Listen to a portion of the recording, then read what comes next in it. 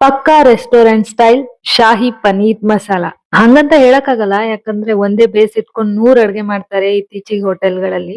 ಮೊನ್ನೆ ನಾವು ಕೂಡ ರೆಸ್ಟೋರೆಂಟ್ ಅಲ್ಲಿ ಆರ್ಡರ್ ಮಾಡಿದ್ವಿ, ಸ್ವಲ್ಪನೂ ಇಷ್ಟ ಆಗ್ಲಿಲ್ಲ. ಬಿಲ್ ನೋಡಿದ್ಮೇಲಂತೂ ಇದೇ ದುಡ್ಡಲ್ಲಿ ಮನೇಲಿ 4 ಸಲ ಮಾಡ್ಬೋದಿತ್ತು ಅಂತ ಅನ್ಸಿದಂತೂ ಸುಳ್ಳಲ್ಲ.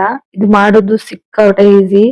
ಈರುಳ್ಳಿನ ಚೆನ್ನಾಗಿ ಫ್ರೈ ಮಾಡ್ಕೊಳ್ಳಿ, ಸ್ವಲ್ಪ ಗೋಲ್ಡನ್ ಕಲರ್ ಬರೋವರೆಗೂ. ನಂತರ ಬೆಳ್ಳುಳ್ಳಿ, ಶುಂಠಿ, ನೆನ್ಸಿಟ್ಕೊಂಡಿರೋ ಗೋಡಂಬಿ, ಮೊಸರು, ಹುಳಿ ಆಗಿರ್ಬಾರ್ದು, ಸಪ್ಪೆ ಇರ್ಲಿ ಮೊಸರು. ಇದನ್ನ ಗ್ರೈಂಡ್ ಮಾಡಿ ಎತ್ತಿಟ್ಕೊಳ್ಳಿ.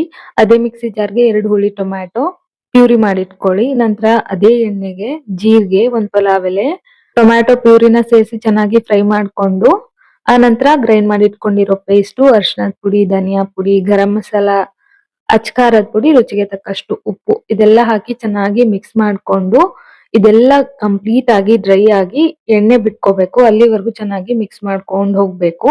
ಸ್ವಲ್ಪನೂ ಕೈ ಬಿಡ್ಬೇಡಿ, ತಳ ಹಿಡ್ಕೊಂಡ್ಬಿಡತ್ತೆ. ನಂತರ ನೀರ್ ಹಾಕಿ ಕನ್ಸಿಸ್ಟೆನ್ಸಿನ ಅಡ್ಜಸ್ಟ್ ಮಾಡ್ಕೊಳ್ಳಿ. ಇದು ನಾನೇ ಮನೇಲಿ ಮಾಡ್ಕೊಂಡಿರೋ ಹೋಮ್ ಮೇಡ್ ಪನೀರು. ನಮ್ಗೆ ಯಾವ ಶೇಪ್ ಅಲ್ಲಿ ಬೇಕೋ ಆ ಶೇಪ್ ಅಲ್ಲಿ ಕಟ್ ಮಾಡ್ಕೋಬಹುದು. ನಾನು ಇಲ್ಲಿ ರೆಕ್ಟ್ಯಾಂಗಲರ್ ಅಲ್ಲಿ ಕಟ್ ಮಾಡ್ಕೊಂಡಿದೀನಿ.